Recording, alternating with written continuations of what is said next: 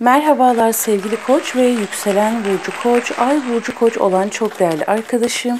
Hoş geldin sevgili Koç burcu. Umarım çok ama çok iyisindir. Bakalım bu hafta seni neler bekliyor? 26 Mayıs haftasına niyetimi alıyorum.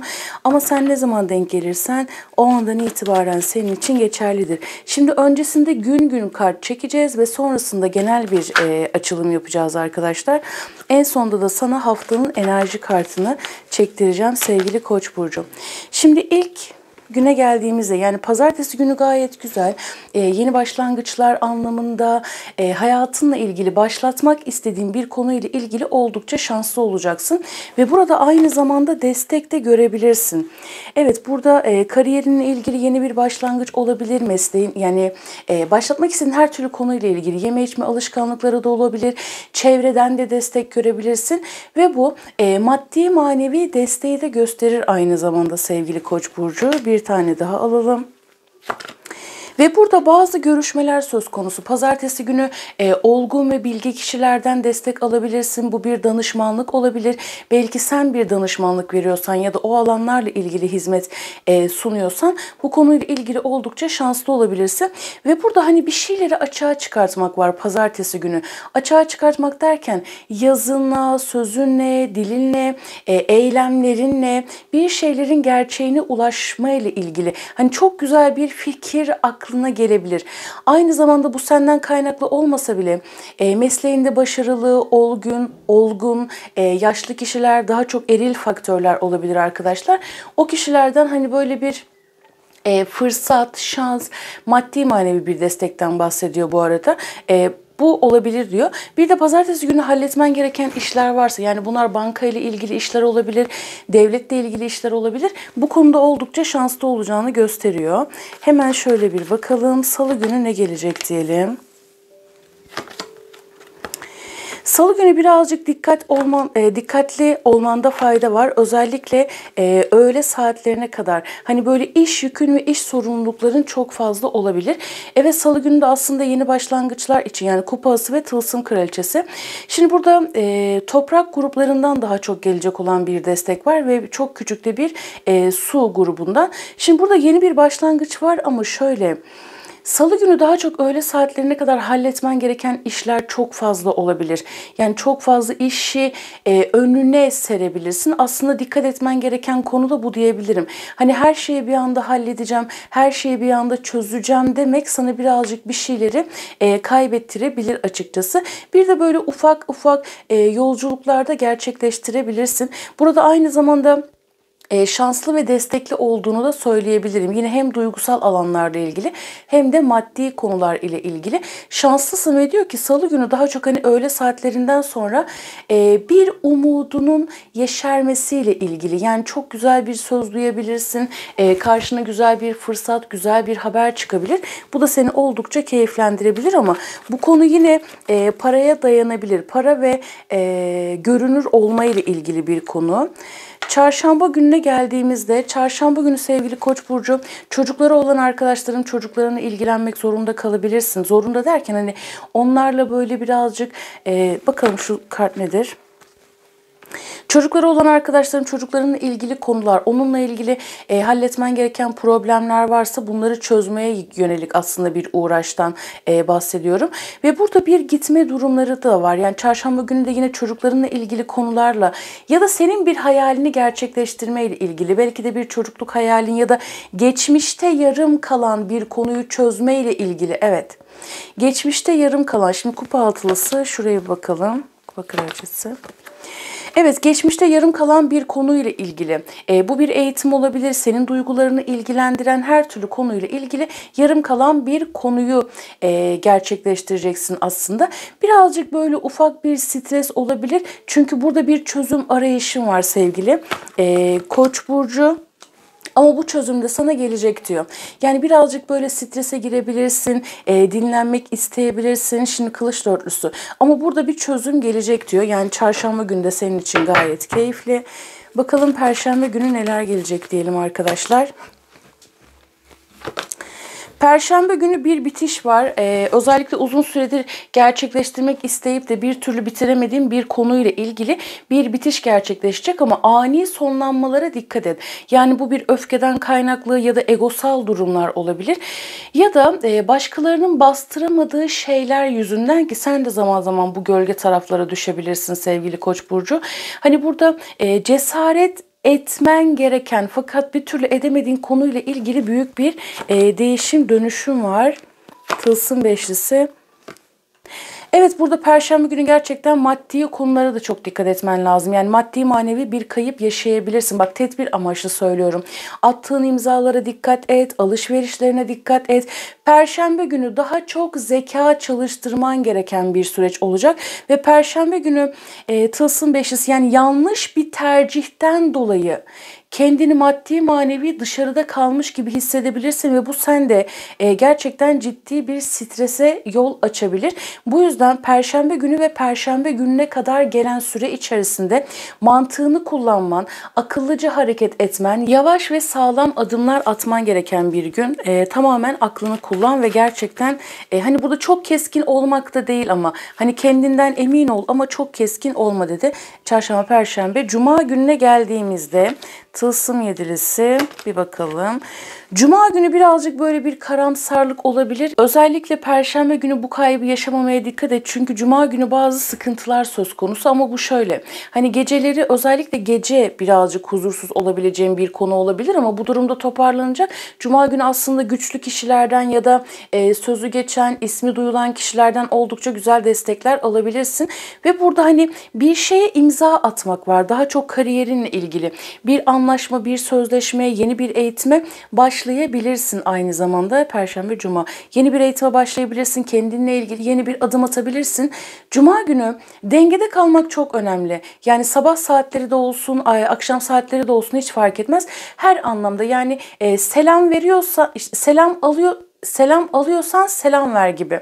Bilgi alıyorsan bilgi akıt gibi. Hani o paylaşıma da çok dikkat etmen lazım. Ve burada Cuma günü yine güzel bir hissiyat, güzel bir çözüm gelecek. Pek çoğunuz için evet burada çalkantılı bir durumu var ama bu Perşembeden eğer bu sorunu yaşarsan, çünkü bu çok geçici bir durum. Yaşarsan hani bu durum olabilir. Burada emeklerinin ve mücadelenin karşılığını almaya başladığını göreceğim bir durum olacak diyebilirim. Şimdi cumartesi gününe baktığımda, cumartesi günü seni duygusal olarak tatmin etmeyen bir yerden gidiyorsun ve bir arayış içerisindesin. Belki ufak tefek kaçamakların olabilir. Ufak tefek kaçamak derken şöyle, hani bir yerlere gideyim, daha önce gitmediğim, keşfetmediğim yerlere gideyim diyebilirsin. Ve cuma günü duygularını serbest bırakman gerektiğiyle ilgili çok güzel bir, cumartesi günü gerektiğiyle ilgili çok güzel bir mesaj verdi. Alalım şöyle bir tılsım olmusu. Evet, cumartesi günü aileyle birlikte bir şeyler yapabilirsin sevgili Koç burcu. Fakat böyle hem bak, cumartesi günü şunu söylüyor. Hem maddi olarak hem de manevi olarak pinti olmamaya dikkat et. Yani bak, burada bir direnmek de var aynı zamanda. Buna karşı dikkat et. Cuma günü oldukça şanslı olabileceğin, maneviyatının da maneviyatın da çok yükseleceği bir şey olacak aslında. Yani burada bir şeyler öğrenmek de var arkadaşlar. Yani yeni bir şeylere adım atmak, aile içerisinde hani çok küçük çaplı bir kriz olsa da bunun toparlanması ile ilgili güzel bir etkiden bahsetti. Sadece cumartesi günü agresif olmamaya dikkat et. Yani cumartesi günü birazcık inişli çıkışlı duygularda olabilirsin. Pazar gününe geldiğimde tılsım kralı, kılıç yedilisi. Bakalım.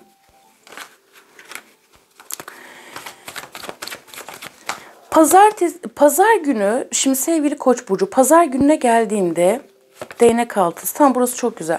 Pazar günü birinin bir yalanını öğrenebilirsin. Eğer senin gizlediğin bir şey varsa bu açığa çıkabilir.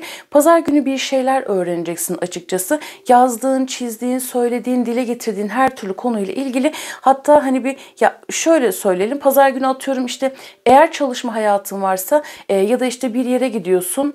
Ya bir dile getirmek istemiyorum da hani kılıç yedilisi direkt hırsızlıktır, aldatmaktır, kandırmaktır. Bu etkilere karşı dikkat et.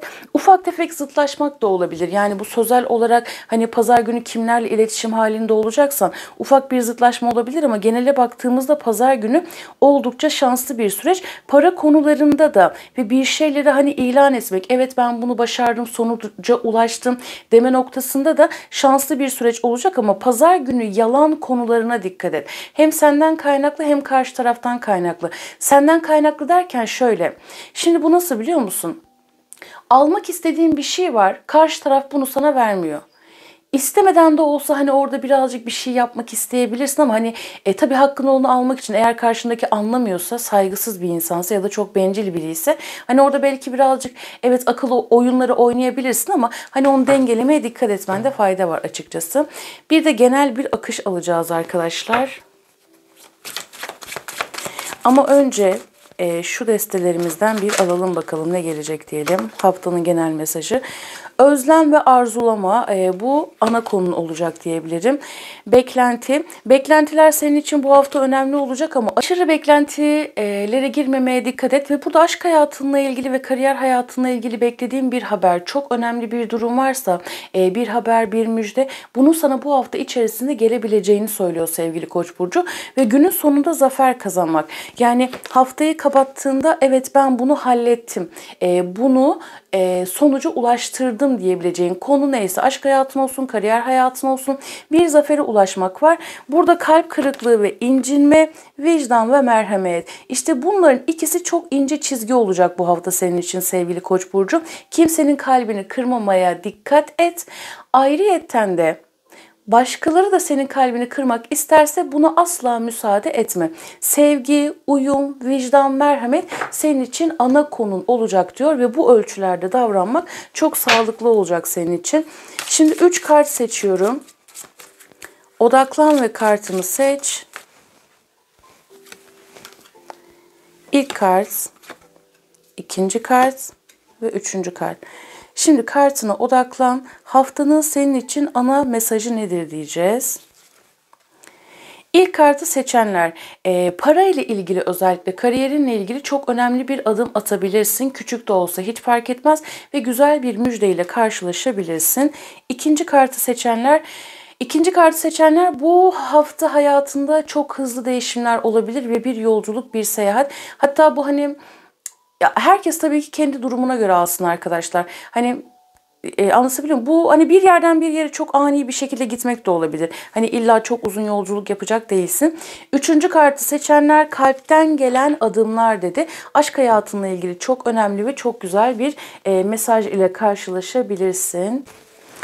Şimdi bir de genel bir kart çekelim bakalım. Sevgili Koç burcu için neler olacak diyelim. Akacak olan ana enerjiler nedir? Şimdi mahkeme kartını zaten günlerde de almıştık arkadaşlar. Kupası. Bak şimdi Kılıç Prensi. İletişim diline lütfen bu hafta çok dikkat et sevgili Koç burcu. Haftanın toparlamasını yapıyoruz. İletişim dilinde sevgili ve merhametli davranmak çok önemli olacak. Ilıman olmak tamam mı? Ilık deriz ya, ılıman olmak çok önemli olacak. Bunun dışında çok hareketli, yani birazcık aksiyonlu bir durum olacak ama inişli çıkışlı da olabilir. Bu hafta zaman zaman hani zaten günlerin enerjisini çektik. Zaman zaman öfke durumları olabilir. Bunlara karşı dikkat et ve burada bir de hani ani kararlar vermemeye dikkat et. Ama onun dışında zaten oldukça nasiplisin. Gerçekten bu hafta çok istediğin bir haberin, hak ettiğin bir şeyin, yani senin hakkın olan bir şey bu hafta sana geliyor olacak sevgili Koç burcu. Bakalım birkaç kart daha çekelim arkadaşlar. Kılıç onlusu.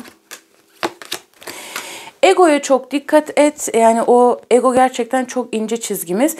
Çok böyle nasıl biliyor musun?